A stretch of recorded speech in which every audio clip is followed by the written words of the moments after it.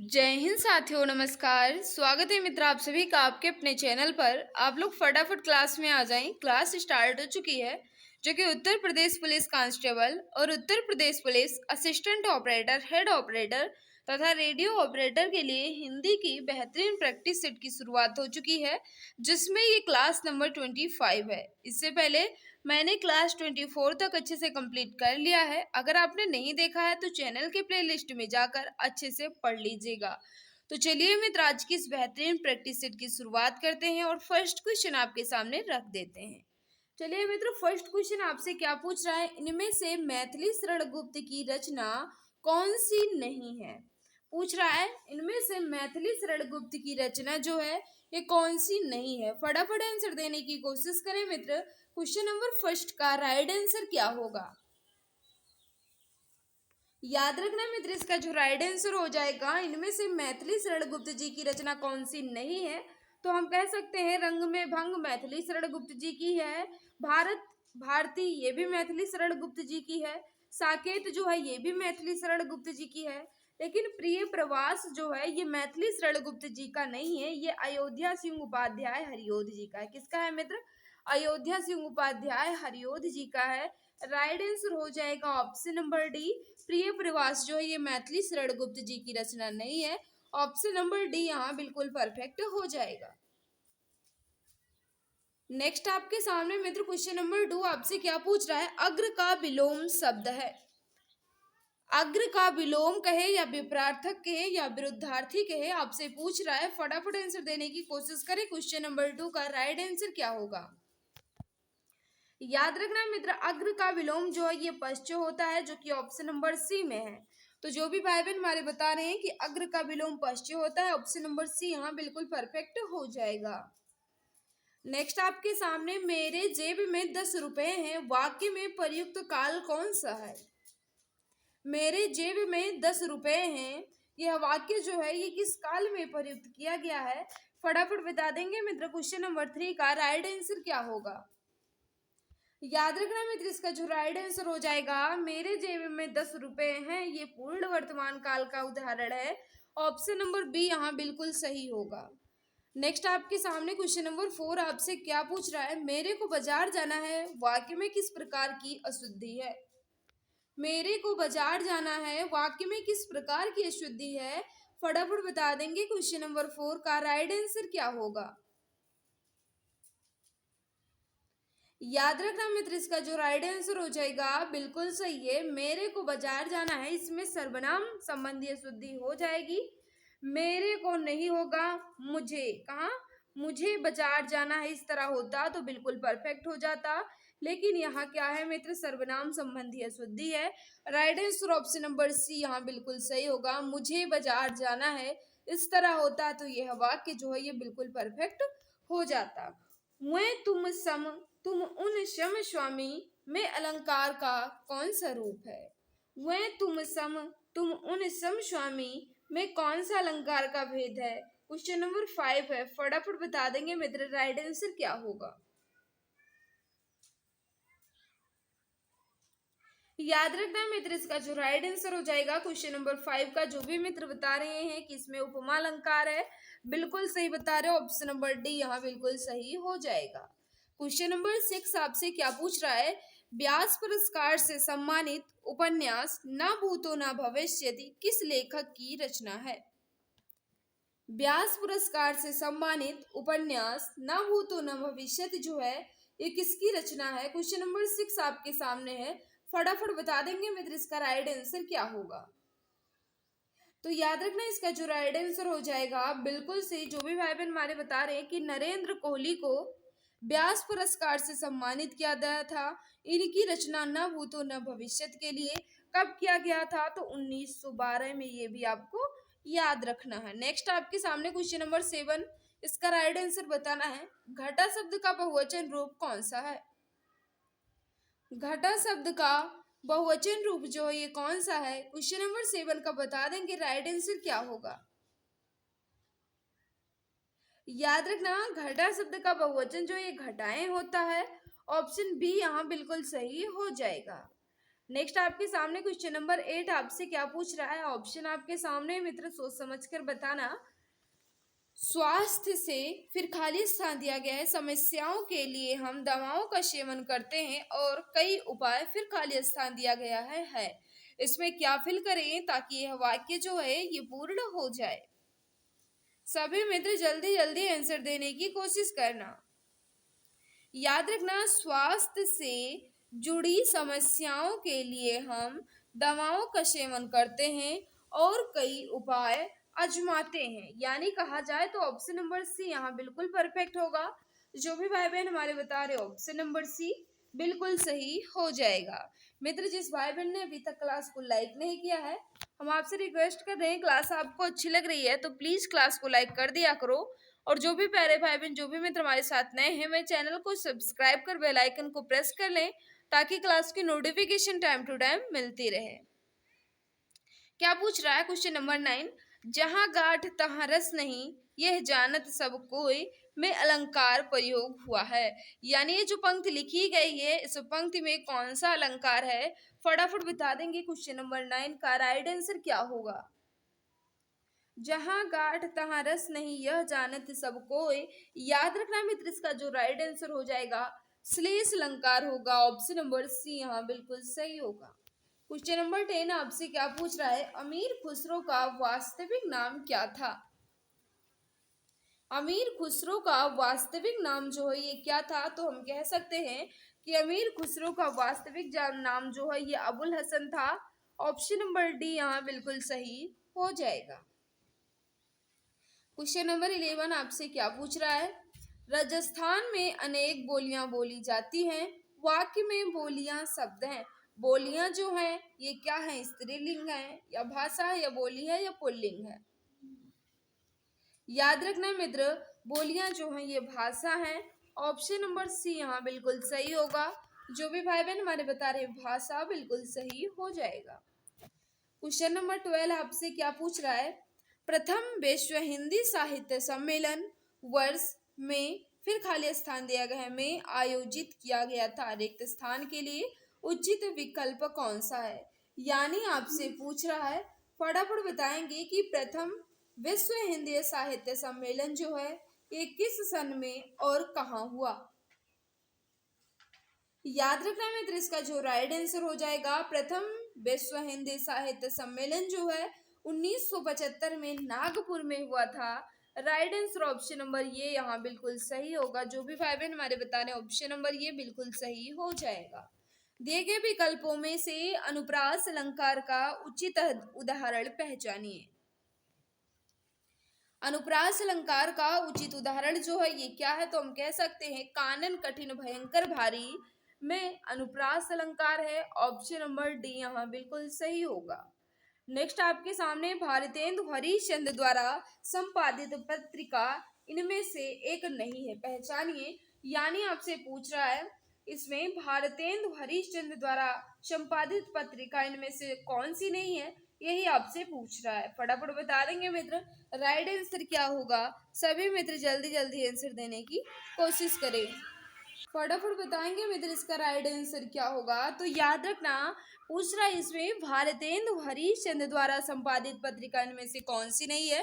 तो याद रखना, आनंद कदम्बनी जो है मित्र ये भारतेंदु हरिश्चंद्र का नहीं है, ये बद्री नारायण चौधरी प्रेमचंद जी का है।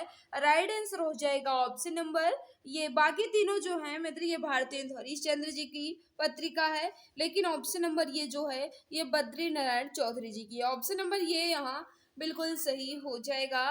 नेक्स्ट आपके सामने है लक्ष्मण का एक अन्य पर्यायवाची शब्द है। लक्ष्मण का पर्यायवाची शब्द जो है मित्र यहाँ किस ऑप्शन में दिया गया है, फटाफट बता देंगे। क्वेश्चन नंबर 15 का राइट आंसर क्या होगा। याद रखना मित्र, इसका जो राइट आंसर हो जाएगा सुमित्रा पुत्र कहते हैं। लक्ष्मण का पर्यायवाची जो है मित्र ये सुमित्रा पुत्र हो जाएगा। Right answer option number B यहाँ बिल्कुल सही होगा। नेक्स्ट आपके सामने क्वेश्चन नंबर 16 है, धावक तेज गति से दौड़ते हैं, वाक्य में तेज गति क्रिया विशेषण का कौन सा भेद है। धावक तेज गति से दौड़ते हैं। वाक्य में तेज गति क्रिया विशेषण का कौन सा भेद है? क्वेश्चन नंबर 16 का बता देंगे। राइट आंसर क्या होगा? याद रखना मित्र, इसका जो राइट आंसर होगा बिल्कुल सही है। जो भी मित्र हमारे बता रहे हैं ऑप्शन नंबर ये रीतिवाचक बिल्कुल सही होगा। ऑप्शन नंबर ये यहाँ बिल्कुल सही हो जाएगा। जो भी भाई बहन हमारे बता रहे हैं ऑप्शन नंबर ये बिल्कुल सही होगा। नेक्स्ट आपके सामने क्वेश्चन नंबर 7 है। इसका क्वेश्चन नंबर 17 है, इसका राइट आंसर बताना है। 17 आपसे क्या पूछ रहा है मित्र? इसका राइट आंसर आपको बताना है। सप्ताह में 7 दिन होते हैं, प्रयुक्त काल में दिन शब्द है। यानी आपसे पूछ रहा है दिन जो है ये कैसा शब्द है, स्त्रीलिंग है, पुल्लिंग है या उभयलिंग है। सभी मित्र जल्दी जल्दी आंसर देने की कोशिश करें। क्वेश्चन नंबर 17 का राइट आंसर क्या होगा? तो याद रखना सप्ताह में 7 दिन होते हैं।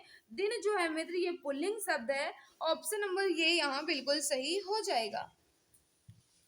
नेक्स्ट आपके सामने है महान का विपरार्थक शब्द क्या है? महान का विपरार्थक शब्द क्या है? इसका राइट आंसर आपको बताना है। याद रखना महान का विलोम जो है ये तुच्छ होता है। राइट आंसर ऑप्शन नंबर ये यहाँ बिल्कुल सही होगा। महान का विपरार्थक या विलोम जो है ये तुच्छ होता है। ऑप्शन नंबर ये यहाँ बिल्कुल सही हो जाएगा। नेक्स्ट आपके सामने मित्र क्वेश्चन नंबर 19 है। कवि शब्द किस शब्द का एक वचन है? कवि शब्द जो है ये किस शब्द का एक वचन है? क्वेश्चन नंबर 19 है। फटाफट बताएंगे इसका राइट आंसर क्या होगा।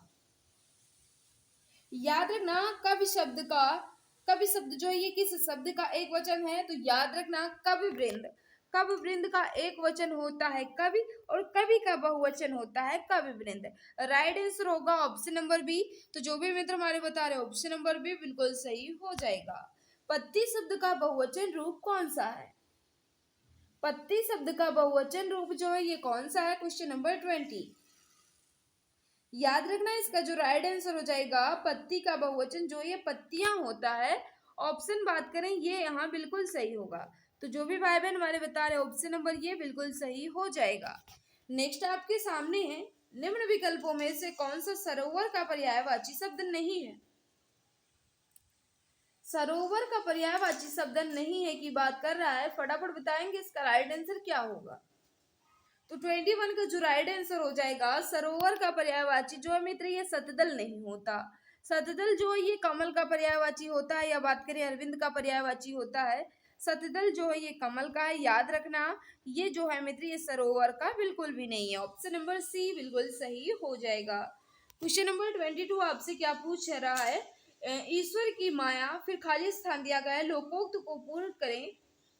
इसमें क्या फिल करें ताकि ये लोकोक्ति जो है ये पूर्ण रूप ले ले। फटाफट बता देंगे मित्र क्वेश्चन नंबर 22। सभी मित्र जल्दी जल्दी आंसर देने की कोशिश करें। तो याद रखना ईश्वर की माया, कहीं धूप कहीं छाया। Right answer option number C यहाँ बिल्कुल सही हो जाएगा। जो भी मित्र हमारे बता रहे ऑप्शन नंबर सी बिल्कुल परफेक्ट होगा। वह महिला बहुत विद्वान है, वाक्य में किस प्रकार की अशुद्धि है? वह महिला बहुत विद्वान है, इस वाक्य में किस प्रकार की अशुद्धि है? फटाफट बता देंगे मित्र इसका राइट आंसर क्या होगा। याद रखना मित्र यहाँ विद्वान नहीं होगा बल्कि यहाँ विदुषी होगा। वह महिला बहुत विद्वान नहीं होगा, विदुषी हो जाएगा। तो यहाँ किस प्रकार की अशुद्धि है? तो हम कह सकते हैं लिंग संबंधी अशुद्धि है। Right answer option number C यहाँ बिल्कुल सही होगा। जो भी मित्र हमारे बता रहे हैं ऑप्शन नंबर सी बिल्कुल परफेक्ट हो जाएगा। नेक्स्ट आपके सामने है क्वेश्चन नंबर 24। इसका राइट आंसर बताना है। दिए गए विकल्पों में से भ्रांतिमान अलंकार का उदाहरण कौन सा है? भ्रांतिमान अलंकार का उदाहरण जो है ये किसमें दिया गया है, यह आपसे पूछ रहा है। फटाफट बता देंगे मित्र क्वेश्चन नंबर 24 का राइट आंसर क्या होगा। तो याद रखना भ्रांतिमान अलंकार का उदाहरण पूछ रहा है। तो ओस बूंद चुग रही हंसनी, मोती उनको जान। इस पंक्ति में बात करें मित्र तो कौन सा अलंकार हो जाएगा? भ्रांतिमान अलंकार हो जाएगा, क्योंकि ओस की बूंद को मोती जानकर हंसनी उसे चुंग रही है, यानी इसमें भ्रांतिमान अलंकार हो जाएगा। ऑप्शन नंबर बी यहाँ बिल्कुल परफेक्ट हो जाएगा। नेक्स्ट आपके सामने क्वेश्चन नंबर 25 है। इसका राइट आंसर आपको बताना है। क्रय का विपरार्थक शब्द पहचानिए। क्रय का विपरार्थक या विलोम जो है ये किसमें दिया गया है? फटाफट बता देंगे मित्र इसका राइट आंसर। तो याद रखना क्रय का विपरार्थक या विलोम जो है ये विक्रय होता है। बात करें ऑप्शन नंबर बी यहाँ बिल्कुल सही हो जाएगा।